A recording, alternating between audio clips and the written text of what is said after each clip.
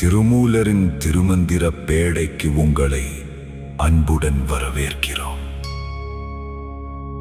இன்றைய திருமந்திர பாடல் என் செவத்தாயின் வெளிப்புற தேடல்களை விட உள்ளார்ந்த இறை உறவே உயர்ந்தது என்பதை ஆழமான யோக தத்துவத்தின் மூலம் விளக்குகிறது.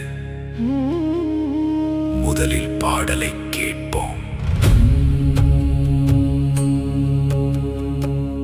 காயம் இரண்டும் கலந்து கொதிக்கினும் மாயங்கத்தூரி அது மிகும் அவ்வழி தேசங்கலந்தொரு தேவனென்றெண்ணினும் ஈசன் உறவு கெதிரில்லை தானே. காயம் இரண்டும் கலந்து கொதிக்கினும் மாயங்கத்தூரி அது மிகும் அவ்வழி தேசங்கலந்தொரு தேவனென்றெண்ணினும் ஈசன் உறவு கெதிரில்லை தானே. காயம் இரண்டும் கலந்து கொதிக்கினும் மாயங்கத்தூரி அது மிகும் அவ்வழி தேசங்கலந்தொரு தேவனென்றெண்ணினும் ஈசன் உறவு கெதிரில்லை தானே. திருமந்திரம் பாடல் செவன்தாய் வரி வரி விளக்கம்.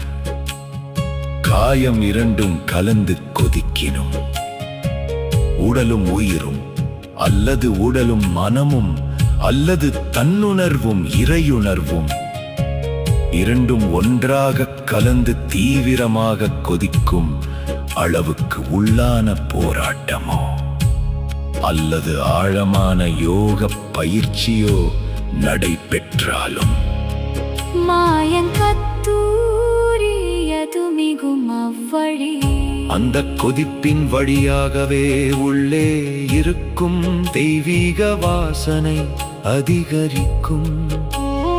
கத்தூரி மனம் போல அந்த உள்ளான தூய்மையும் அருளின் வாசனையும் மேலும் மேலும் வலுப்பெறும்.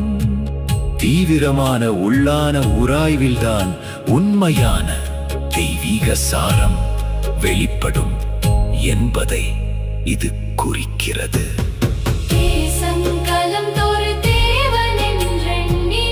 பல தேசங்களுக்கு சென்று பல்வேறு தெய்வங்களை பற்றி எண்ணி வழிபாடுகளில் ஈடுபட்டாலும் அல்லது பல மார்க்கங்களையும் தேடினாலும் ஈசன் உறவு கெதிரில்லை தானே. அவை அனைத்திற்கும் ஈசனுடனான நேரடி உறவுக்கு இணையாக எதுவும் இல்லை. உள்ளே நேரடியாக இறைவனுடன் ஏற்படும் நெருக்கமான தனிப்பட்ட உறவுதான் மிக உயர்ந்தது. வெடி உலகத்திலோ பல தெய்வ வழிபாடுகளிலோ கிடைக்காத ஆழமான அனுபவத்தை நேரடி ஈசன் உறவு மட்டுமே தரும். முழு பாடலின் சுருக்கச்சாரும் உள்ளே தீவிரமான உராய்வும் கொதிக்கும் நடந்தாலும் அதன் வழியாகவே தெய்வீக வாசனை அதிகரிக்கிறது. பல தேசங்களிலும் பல தெய்வங்களிலும் தேடினாலும் ஈசனுடனான நேரடி உறவுக்கு ஒப்பானது வேறு எதுவும் இல்லை.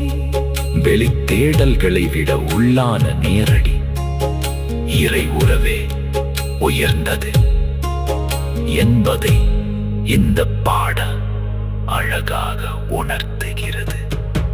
காயம் இரண்டும் கலந்து கொதிக்கினும் மாயங்கத்தூரி அது மிகும் அவ்வழி தேசங்கலந்தொரு தேவனென்றெண்ணினும் ஈசன் உறவு கெதிரில்லை தானே. உலகம் முழுவதும் தேடலாம், பல வழிகளிலும் பயணிக்கலாம். ஆனால் இறுதியில் கண்கடையப்படுவது நம் உள்ளத்தில் காத்திருக்கும் அந்த இறை உறவுதான். திருச்சிற்றம்பலம்.